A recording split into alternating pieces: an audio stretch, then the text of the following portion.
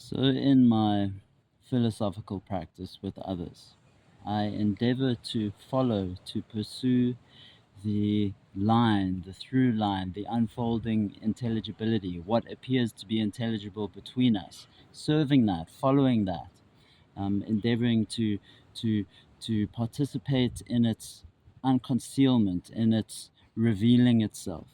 Together, communicable, communable. The word, the living word, Dialogos, lovely. So, yes, this is awesome to serve the living word, to truly follow it, to to enter within the spirit of inquiry. Philosophical practice, beautiful. You just think about the key moments in your life and how close really intimate conversations are to those key moments. Maybe there was a specific piece of a conversation, or the way that um, you can think about your life as being kind of punctuated by these really impactful conversations. Maybe it's more in a therapeutic context. It's beautiful. So then there's a disposition that you can begin to think, okay, well, what if I orientate my life towards having more space for or entering these manner of conversations, recognizing their importance. Maybe it's an expression of the point of all of this.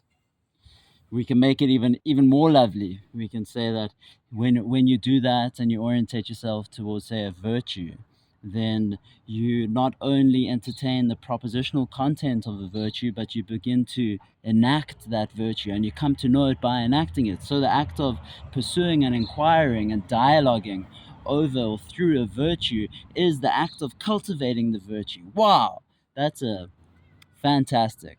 That I there's a sense of irony, or maybe even sarcasm in how I'm speaking, um, because I'm coming to a confession. I'm coming to this thing that I've been avoiding, that I'm relenting to now. That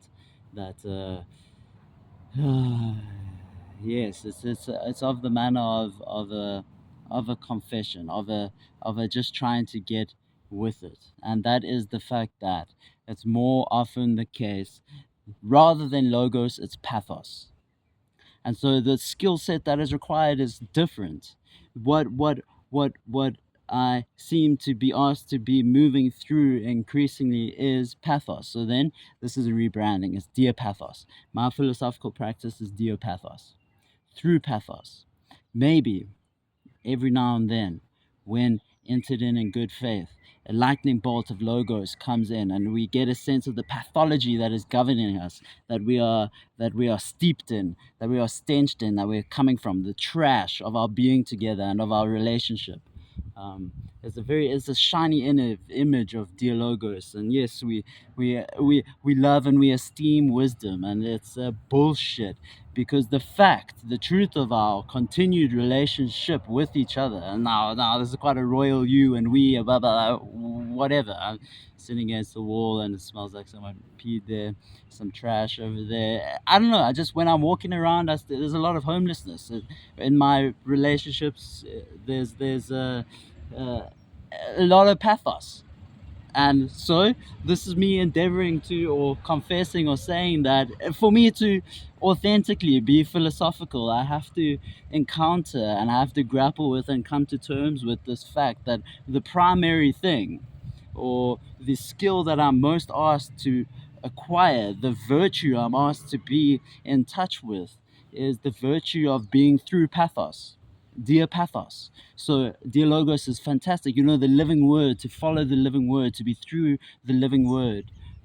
Beautiful, but it's a shiny. It's almost like a shiny sense. Like, oh yeah, we would love that. We would love to love it.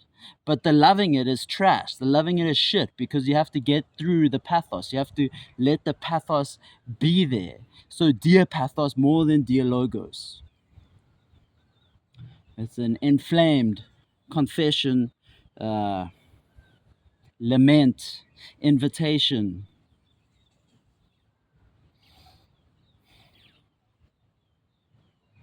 Maybe your situation is different. Maybe you are surrounded by friends of virtue, and the conversations that you have these clear contours of mutually pursuing virtue and having that virtue reflect and uh, seep your relationship so that it becomes more and more of the light that you share and that you commune through.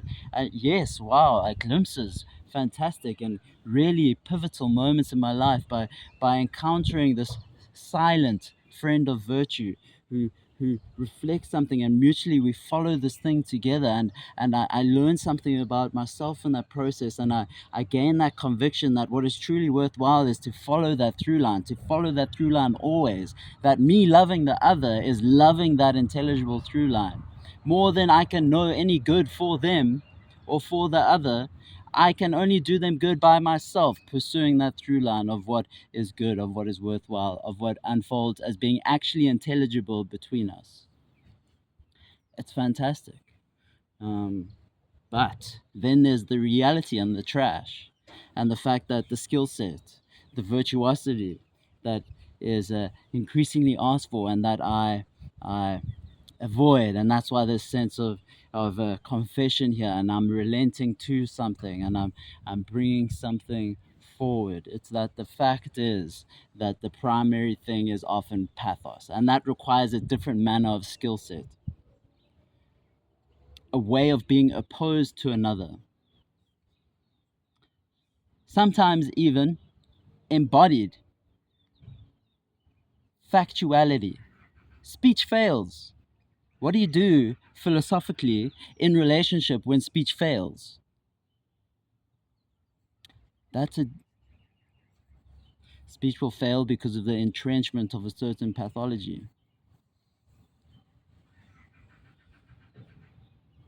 Some friends and I, we've had conversations around, can virtue be taught? And it was engaged in a manner of philosophical research. And this is coming from this nice shiny vision I gave of Dialogos, this philosophical research, this virtue and the idea is that there's part of what we are attending to is this thing that, or the way in which the virtue interfaces with us. We begin to interface the virtue, and so the way that it presences between us, we learn something about the virtue itself. It's a research. There's a discovery in it, and so our findings in this philosophical research, experimental research, was the virtuosity of appropriate opposition.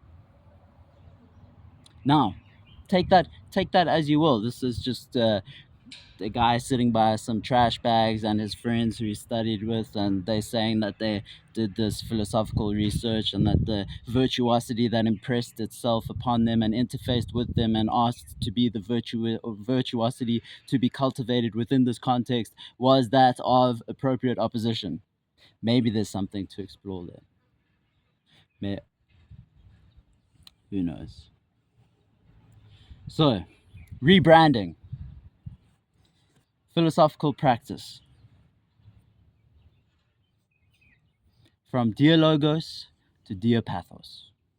Dia-pathos, how are you? Dia-pathos, to be through pathos. All right, a lot of love.